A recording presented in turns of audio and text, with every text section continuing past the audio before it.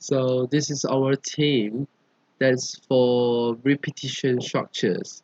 So it's while loop, for loop, do while loop, and example program. This is our all presentation. There are three types of loops in a repetition structure. One of the loop is while loop. A while loop in C programming repeatedly executes a target statement as long as a given condition is true. The syntax of a while loop in C programming language is while condition open curly bracket statement close curly bracket. Here, statement may be a single statement or a block of statement. The condition may be any expression and true is any non-zero value. The loop interacts while the condition is true. When the condition becomes false, the program control passes to the line immediately following the loops. Infinite loop. If somehow the program never goes out of the loop, the program is said to be stuck in an infinite loop. The infinite loop error happens because the condition expression of the while loop always returns a true.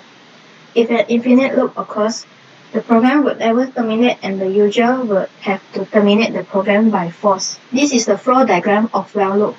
Here, the key point to note is that a while loop might not execute at all. When the condition is tested and the result is false, the loop body will be skipped and the first statement after the while loop will be executed. This is the example of while loop. This example given integer a equals to 10, where a smaller than 20. Printf value of a%d, a++. When the above code is compiled and executed, it produces the following result.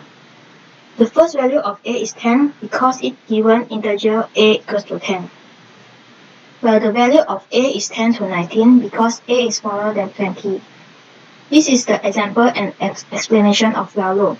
Thank you. Okay, so hi, I'm Jack in Electrical Engineering Year 1 Diploma student. So predominantly we'll discuss about what is the for loop in the repetition structures in C programming. Okay, so introduction to the for loop. For loop is a type of repetition structures and used to execute a block of instruction when user repeats the loop until a specific condition is satisfied. And then so hence our for loop is for and then the bracket and then in the first one is initialization and then the second one is condition and then the third one is update and then so on curly braces and then statement and then the end of curly braces. That is a formula of the for loop. So okay, so we are going to check out the procedure for loop. So the first one is the initialization statement is executed only once. That's important. Then the second one is the condition expression is evaluated. If the condition expression is false, then the loop is terminated.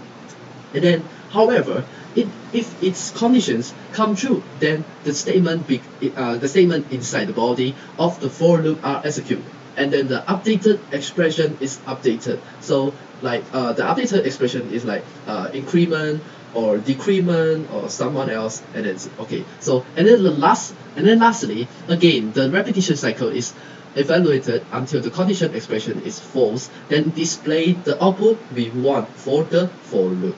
Okay, so we come down to here. Okay, so the flow chart for loop is the first one is initialization, and then come to the condition. If false, it come to n4, it come to the n4 loop, and then if true, it go into statements, and maybe we're going to updates like increment or decrement. Okay, so example for the program. Okay, it's here.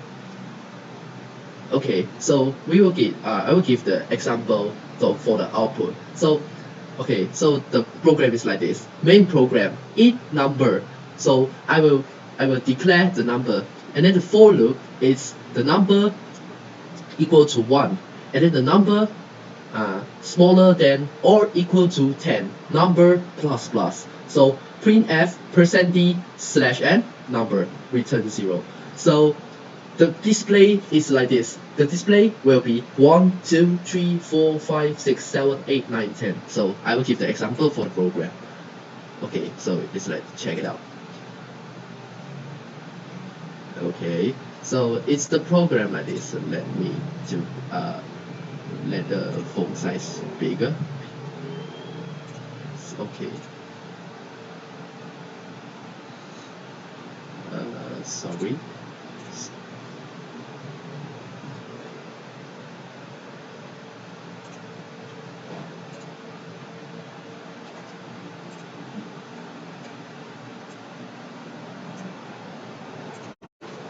Okay, okay. So this one is the output. 1, 2, 3, 4, 5, 6, 7, 8, 9, 10. So until 10 it will stop the for loop. So it's like this. Okay, so let's check it out for another for loop.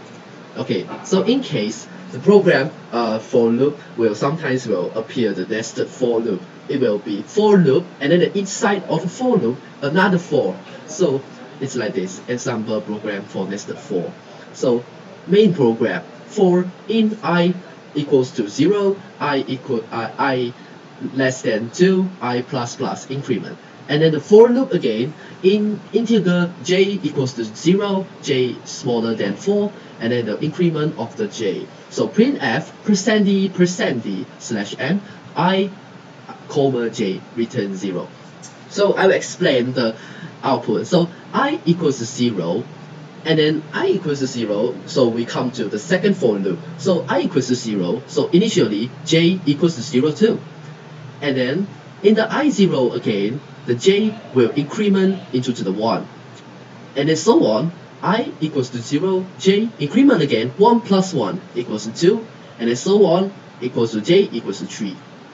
And then another again, because the 3 is the maximum for the second for loop. You see, the j must smaller than 4. If comes to 4, it will stop.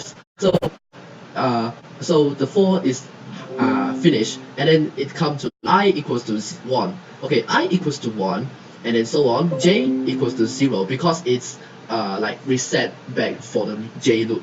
Okay, so I equals to 1, j 0 increment becomes 0 plus 1, and then I equals to 1, j increment again 1 plus 1 2, and then so on become 3.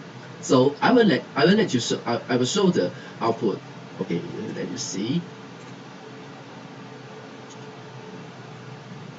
Okay, that is the output for here. Okay, that is obviously. So that's all for my presentation. Repetition structure for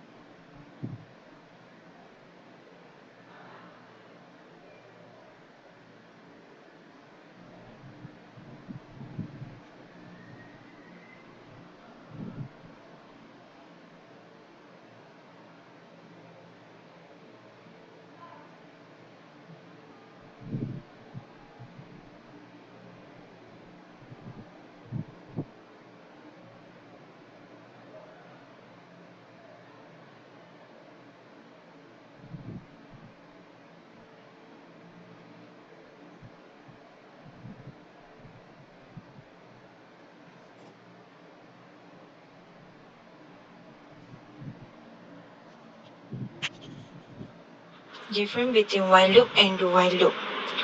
While loop, we should declare I equal to 0. Then, after a while, we need to know the condition of I. That means it is greater than 0 or equal to 0. Then we should evaluate the body of loop. Then, when I is equal or greater than 0, the output is no output. The next boxes is to while loop. Do while loop, we should declare I equals to 0, like always. First, we must write a do, then we must write a while. A do, this simply means that initially you won't check the condition. After you executing the body of loop, you will check the condition. In case of while loop, you first check the condition, then will evaluate the body of loop. Here in this case, you first evaluate the body of loop and check the condition. According to the while loop, we first evaluate the body of loop. That is, we simply print the value of 0 and decrement the value and then After that, we check the condition that I is greater than 0 or not. As minus 1 is not greater than 0, therefore, out of this loop and hence put is 0. Now, you can easily spot the difference between a while loop and do while loop. When should I prefer do while over while? Suppose we need to write a program which allows user to enter an integer until he or she enter a value 0. Here I've written the two different versions of program which does this task, that is, it allows user to enter an integer until he or she enter a value of 0. In the first version of the program, I'm using a do while loop, as you can clearly see. In the first version of program there is one redundancy, that is, we are writing this piece of code before checking the condition and after checking the condition while I am doing. This user must first have to enter an integer before checking the condition, because if a user won't enter an integer prior to checking the condition, then we won't have anything to check in the condition, as in the condition we have written is not equal to 0 if user won't enter integer, then there is nothing inside, and hence we cannot check the condition. Therefore, it is important for a user to enter the integer. Then only we should check the condition. On the other hand, if you notice the second version of the program, there is no redundancy of the piece of code. Now, you can easily understand that when should we use do while loop and while loop.